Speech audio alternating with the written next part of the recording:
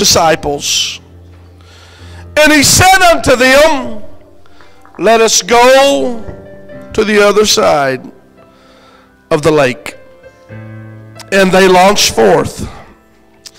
But as they sailed, he fell asleep. Who did?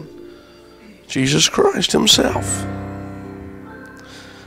Yet he never slumbers or sleeps. He fell asleep, and there came down a storm of wind on the lake.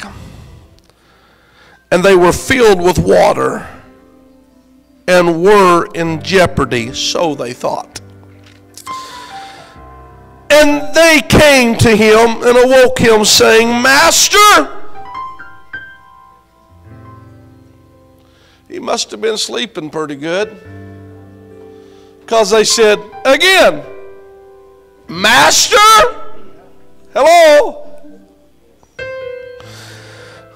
We perish. Then he arose and rebuked the wind and the raging of the water,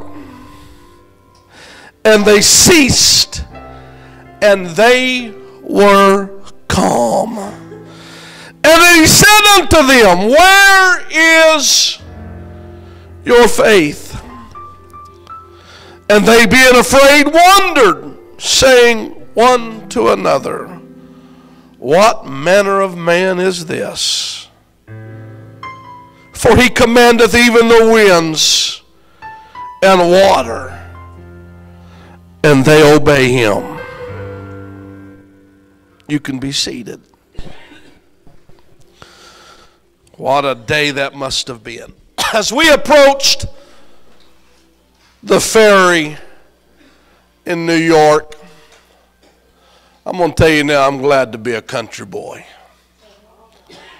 Guarantee you, them big cities have nothing for me. Each to their own, but I'm glad to be a part of well. We went and get ready for the ferry to go a little 7-minute ride over from New Jersey to New York. The ferry was about a 7-minute ride. Matter of fact, you could see, if you've been there, you can see from the other side of the Hudson River or Bay, whatever you want to call it, skyscrapers. And first of all, what got in line, Brother Larry, and they told me the cost, and I almost decided to swim. It was $72 for me and my three that was with me to ride the ferry over there and back. Man, we need to go in the ferry business. So we stand in line, and I'm not a real patient person. I'm trying to work on that, but I'm not going to pray for patience. I can promise you that. We don't do that. It's dangerous to pray for patience. Just get married. No, I'm joking. Anyway, sitting there getting ready for the ferry, and the line began to get longer. We got there early.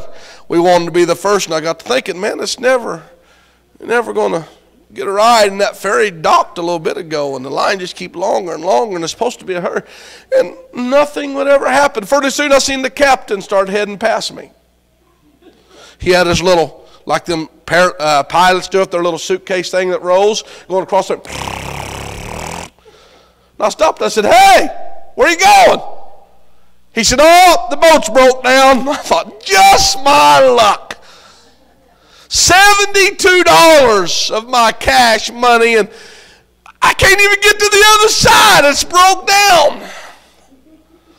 And got over there, and sure enough, out the side of that boat was bellowing black smoke like it was fixing to blow up. And seriously, I told my wife, I said, I think the thing is on fire. I'm glad, you know, if it had been from where I'm from, the volunteers would already jumped in the water. The trucks had already been coming. You know, that was the only highlight of our day is when someone calls for a brush fire and you can see the volunteers come. You better get out of their way. Their truck might be running on 4 cylinders, but they're going to put the fire out, I can promise you. So I sat there getting ready, and I thought, here it goes, so waiting and waiting and waiting. What it must have been like to get on that boat. And imagine if we'd got out in the middle of the Hudson Bay and the thing would have would have capsized or caught on fire. I had my beautiful bride in her four-wheel scooter. I don't know if that scooter could float or not. I didn't know if it had a life jacket preserver. I didn't really know, but that was just quite the trip in the beginning. But here we find the disciples getting on a boat. I'm sure it didn't look like the ferry that I was getting on. And I don't know if a storm came in the lake and it automatically began to take on water. That must have been not a real big boat, whatever it happened. But it evidently had a place for Jesus to go to sleep. And the boat began to be tossed to and fro. Does anybody ever feel like life has given you a whole bunch of back and forth and ups and downs and problems, even though you're a part of the church and you're a part of the kingdom of God and you come to church, but it seems like your faith gets thin sometimes. Does yours ever get there? Yes, sir. Even in the presence of the Lord, I can understand where your faith and my faith could get a little thin and even wonder, where are you at, God? And even consider, God, do you even know I'm on the planet? I can see that because I've never walked with Him as far as literally walk with Him. I've not seen 5 loaves and 2 fish be multiplied into 5,000 plus people. I've not seen the miracle of water being turned to wine. But I don't think the disciples really had an excuse. They knew who He was. And if their faith would get weary and would get dim with, they was walking with Him and they was talking with Him and they was experiencing and seeing the miracles, and when the nitty-gritty really got strong and the storm really got big and the waves really got tall, their faith got thin. How much more do you think that we as God-called people, we do believe that God is a miracle worker. We understand that God can save our family, and we preach and we broadcast it, that God's going to send a revival. But I promise you, sometimes it seems like He's asleep. It does. It seems like it. And I don't want you to see my faith dim. I kind of like to shake your hand and smile all as well. And I don't want no one to experience that I'm weak in faith. But sometimes I must admit that the storms and the waves are bigger than it seems like that I can handle anymore. I want to encourage you tonight. That's what I came to do. I know some of you are facing storms and problems. I know some of you are praying for your family, and I believe this is the year. I believe you can write it down that God is going to send a revival this year. Yes. We're running out of time. I read somewhere, where was it, if I read it right, they're already picking the Sanhedrin for the 3rd temple being built in Israel today. So you know what's going to happen when that building starts getting erected and it becomes erected. You better look up. Your redemption's fixing to draw nigh. God's fixing to come. So we are running out of time, and it seems like the closer the coming of the Lord gets, the bigger the waves get. The bigger the storm gets. It seems like I am trying to bail water out of my spiritual boat with a thimble, and the waves are the size of a tsunami. And it seems like the waves are getting more than the boat, and I'm just getting nowhere. Anybody feel like that sometimes? Yes. Some of y'all act like, well, I've never been there. Well, would you pray for your pastor? If all is well in your life and you never ride a bumpy boat and never get spiritual seasick, would you pray for me? Because sometimes I want to say, Master, Master, Master. I do.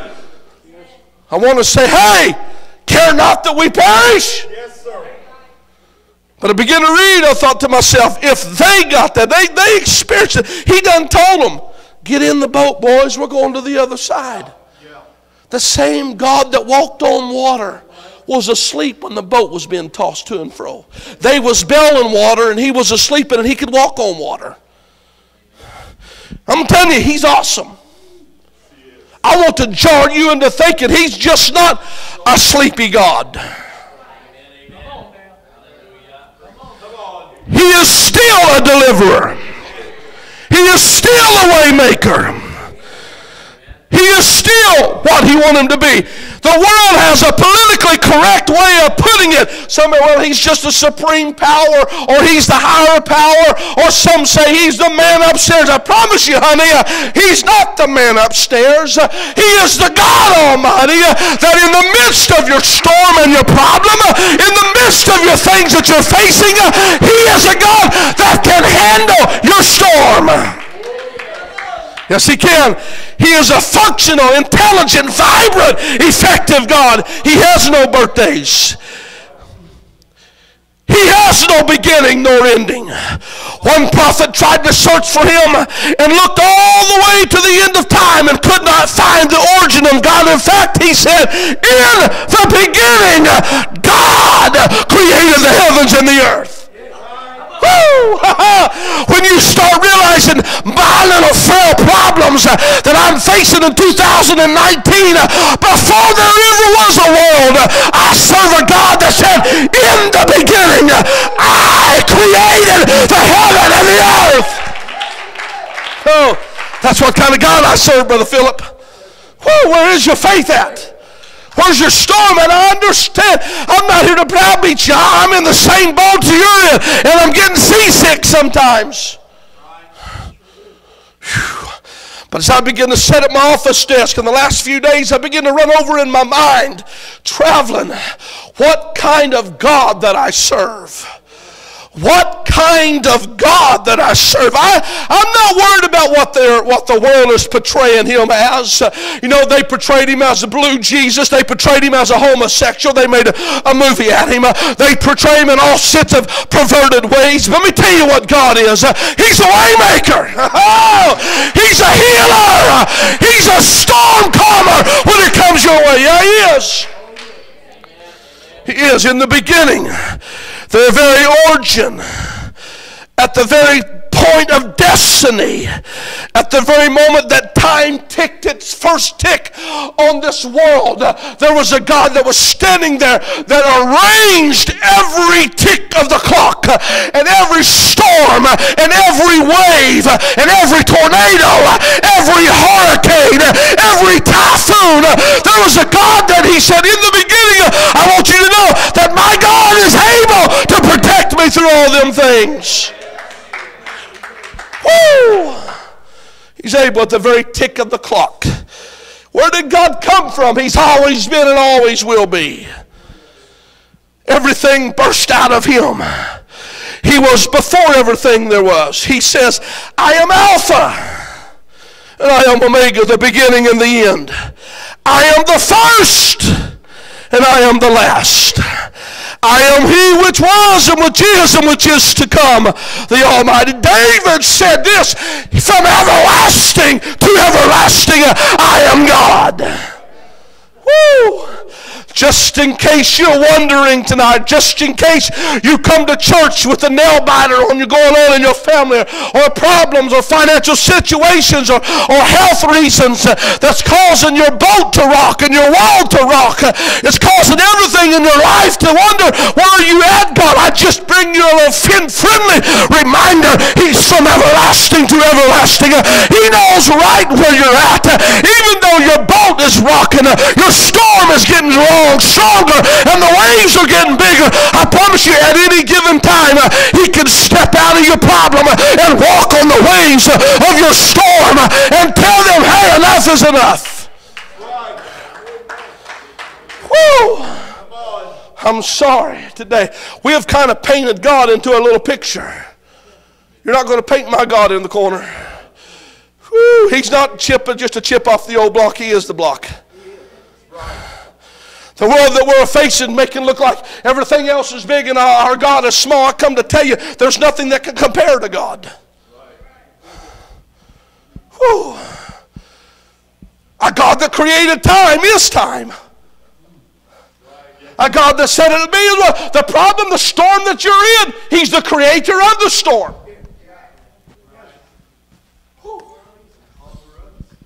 Then he can turn around and say, okay, I'm going to calm your storm. Say, Brother Jones, you don't have no clue what I'm facing. That's why I come tonight to tell you, God's got this. But my family or my situation or my problem seems to be overwhelming. It seems like it's never going to happen. It seems like I'm never going to collect my family back. Or I might as well get used to just riding a rocking boat in a storm that was probably, if anybody noticed the other day, I've never been on a cruise or trying to plan one this year because I get seasick bad. Then y'all see that one boat that got caught in the storm? That's the boat I'm going to be on, it seemed like. You know, anybody see that on the wonderful Facebook? I went to a seminar today at Country Club, Twin Hills Country Club, and there's giving us a seminar on advertising, and the guy come up there with his little pencil thing that shines on the wall, and he said something. I took a picture of it with my phone, the chart that he had up there. He said at any given time, 90% of people's time on their phone is 10.5 hours in a day. Whew. I thought, God Almighty. Don't be saying no, Brother Jerome. 10.5 hours a day, on average. That they might not be just on it, but they have contact. Most people sleep with their phone. They go to the John with their phone. Let's just be real. We go everywhere with our phone. It's like we're going to get an important call. We got to hurry up. No, I'm guilty now. I thought, my Lord, our world is being trapped. We're in a storm. It seemed like the enemy is gaining ground. It seemed like our world is caving in. It seemed like everywhere we turn, there's problems and tribe. It seemed like the casinos are getting bigger and the church is getting smaller. It seemed like the bars are getting bigger and the churches are getting smaller. It seemed like I preach revival, and it seemed like the waves get bigger and bigger, and our faith does get low.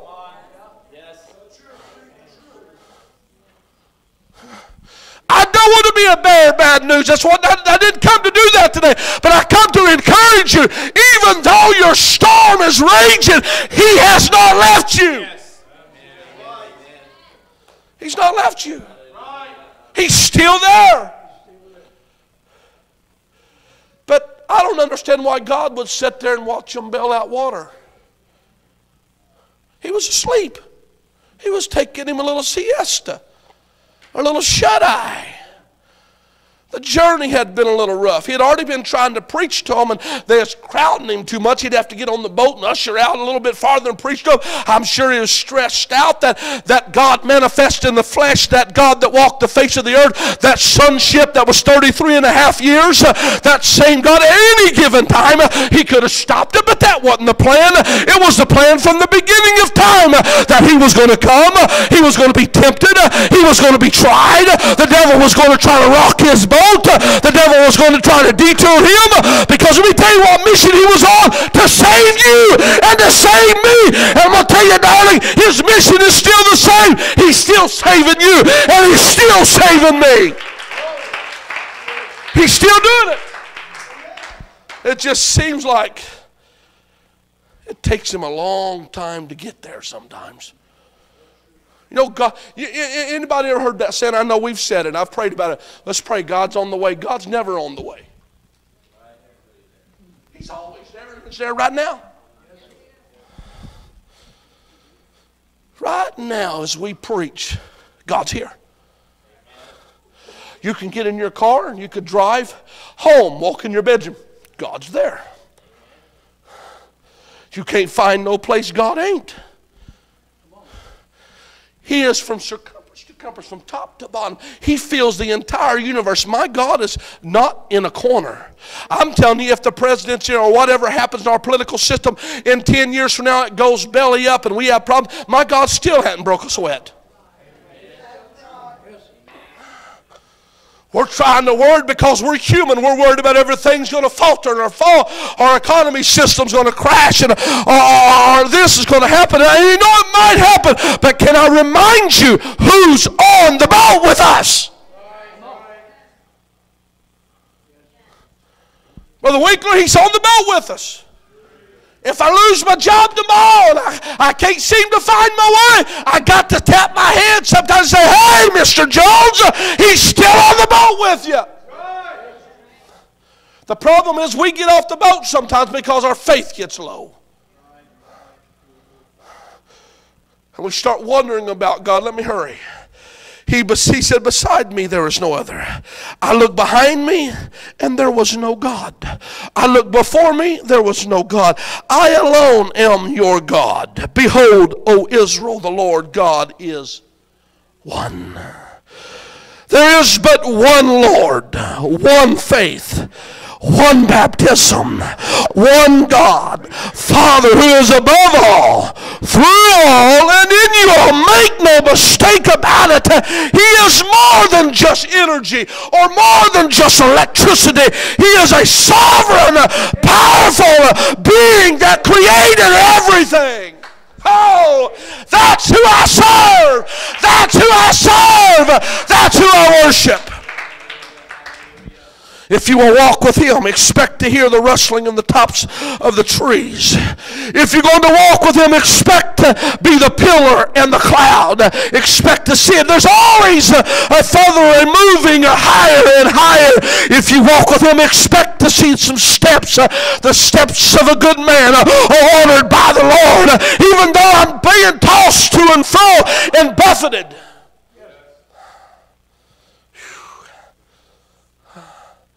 Man, I feel the Holy Sister Jones, my mom, you need to start making some preparations.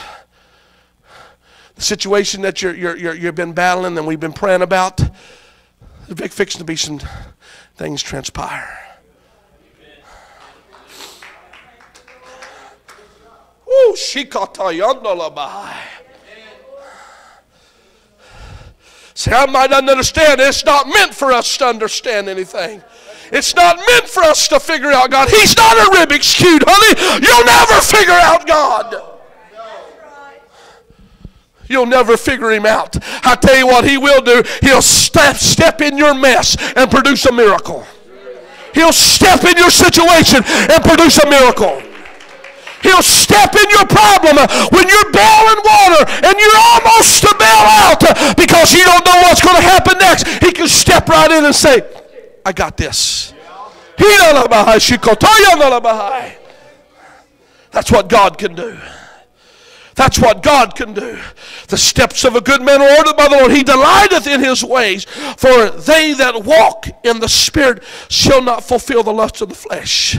The word walk in the Greek means to be synchronized. It doesn't mean to casual stroll with God haphazardly or every once in a while, but it means to march as you heard the same thing in the same step with God. If you're going to walk with me, then you're going to have to pick up your feet and your step, because God don't wobble and God don't stumble and God don't fall to the side. He has a pace and He's going to walk it until the trumpet sounds. And I come to encourage you today, keep walking. The storm might be raging, but get in tune with God. Walk with Him, talk with Him, because He knows right where you're at. He knows right where you're at. Brother Reynolds, your storm's not too big for God. But Philip, your storm's not too big for God. Sometimes we think, I've painted myself in a box canyon. The enemy's got me surrounded. I'm going to tell you something. The enemy can't surround you if you keep God with you. Woo! Oh God, if I could sing, I'd sing that old song that they sung in Christian school. He's so wide, you can't get around. He's so tall, you can't get over him. Anybody heard that song? You must come in. Woo! He's so wide, can't get around. So wide, you can't get around it. So tall, you can't get under it. You've got to come in at the door. That's the God that I serve. Even in your hardest problems, you're bumping into Him all the time because He's surrounding you. Brother Jarrod, He's surrounding you. Even though the problem seems to be so unbearable, I promise you, when you stumble and won't falter, you're bumping into God. What do you think kept you from falling over? It's the God of the universe. Whoa! God, He's able to protect. He's able to fix. As I was walking down Times Square, I'm going to tell you something. And I said, I'm glad to be a country boy. Our world's in a mess, darling. They're not ashamed of what they're doing, I can promise you that. Woo. Country boy had to pray. Oh, God. My children would have talked like some. I heard some of them talking and yelling. I would have slapped them plumb under the bus. We got grown-ups talking like that. They acted like God is nowhere to be found. I'm going to tell you, in the midst of the corruption, there's a God that's watching them.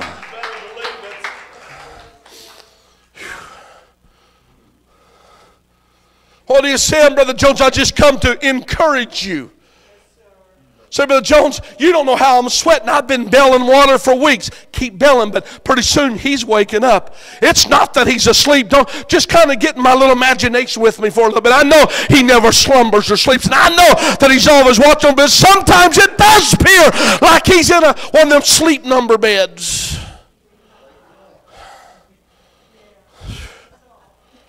Whew. And I can promise you, if I was watching over you and you was watching over you, you'd probably get sleepy too. We take him through so many detours. We take him through so many problems. We get up one day, we're happy. We get up the next 3 days, we're sad. We're happy when the paycheck's fat, and we're sad when the paycheck's skinny. God is saying, man, it would be so much easier if you would just get a step and walk it. But sometimes I'm helping you push. Sometimes I'm having to hold you back because you're trying to outrun me. Sometimes you're there. Well, why don't you just get out? I just come to tell you, just find the rhythm and walk with him.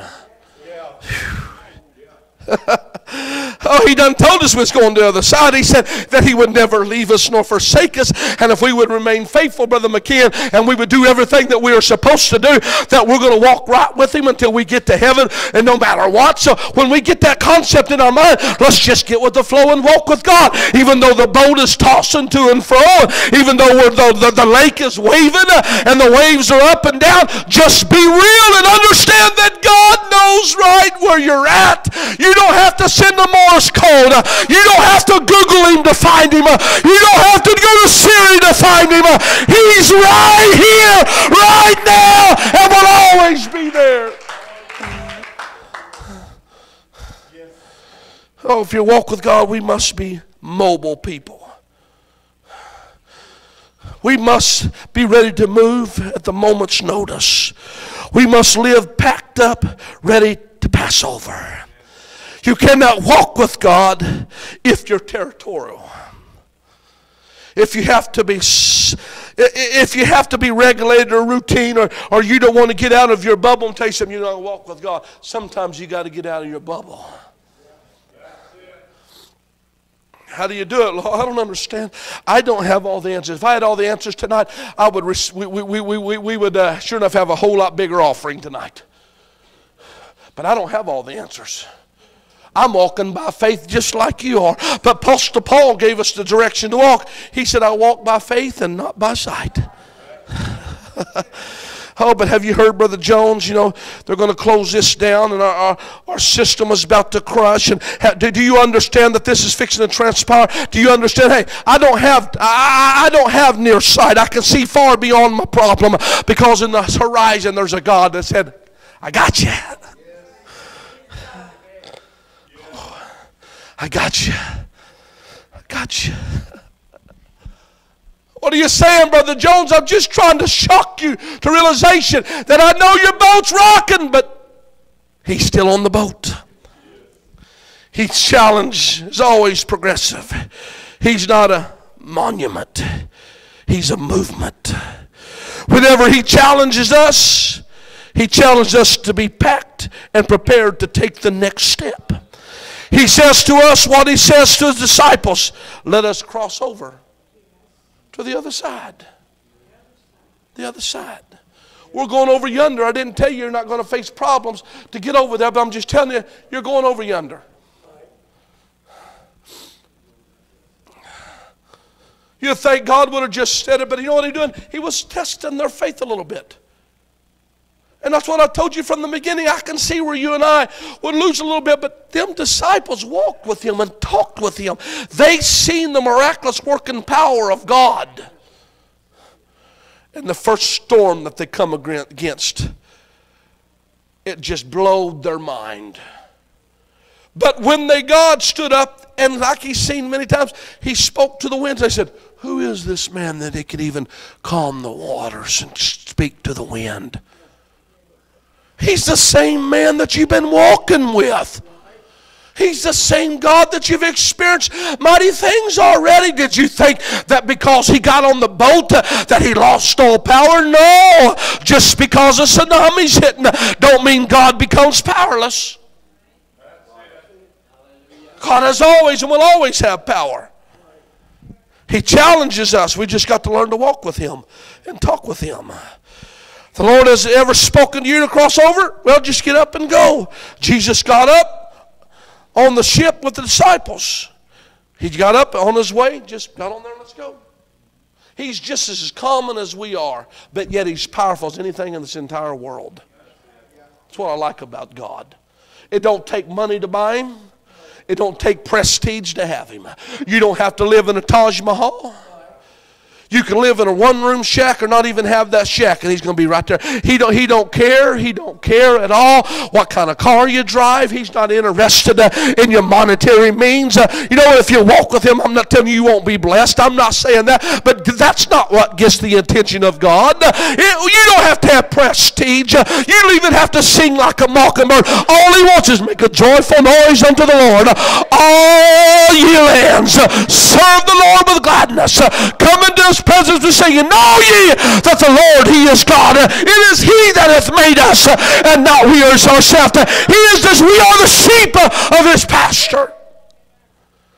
So God's not sitting there calling people saying, you're not part of the clique, or you're part of the clique. I don't care. I don't care what if you got two nickels rubbed together, you're a millionaire. God is still God.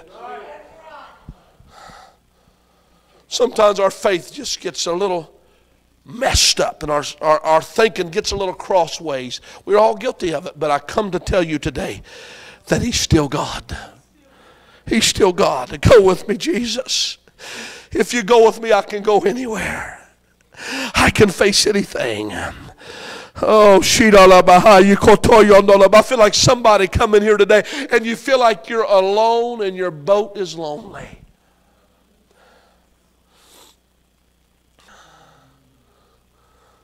Matter of fact, your spiritual mentality, you've already laced up with every life check and life preserver you can find because you feel like you're going to get tossed overboard because it seems like God is not hearing your cry.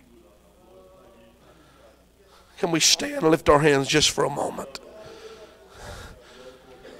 Today, right now, this day, you've contemplated, is it even worth it at all?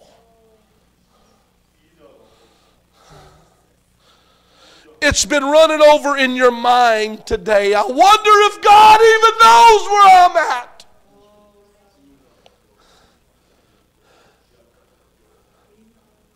Wondering, what do I do? Do I bail and run?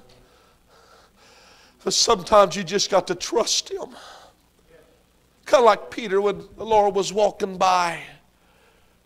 He said, Lord, if it's you. Peter didn't know who it was. He thought it was a spirit. Sometimes we don't even know our own master. Lord, if it's you, bid me to come. They perceived it was a ghost. Sometimes we get so cloudy, our mind gets so preoccupied by the things that we're facing in life that we don't even recognize him when he comes by.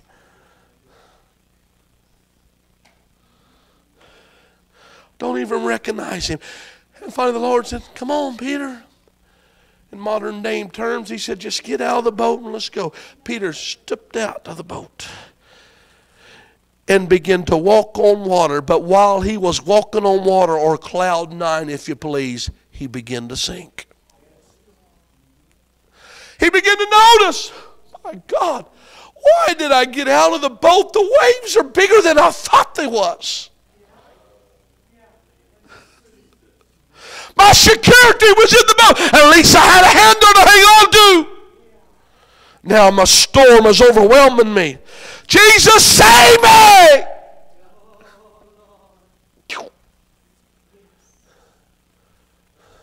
What happened? He got sidetracked. And the storm got the best of him. And he looked and seen things other than he should be seeing. He seen the waves and the tsunami and the bustle of the water. And he took his eyes off them. And tell you something, it's easy to get your eyes. It's easy to be getting distracted. It happens to the best of us. Because it seems like our storm, Brother Reynolds, is more than we can take. But I just came to bring you good news. It just appears them 33 and a half years are over with. He done fulfilled his promise to every one of us. He went to Calvary. Now we got a God that never slumbers nor never sleeps. Woo, God help us today. Let's lift our hands right now. I feel the conviction power of the Lord. Somebody in here is facing a storm.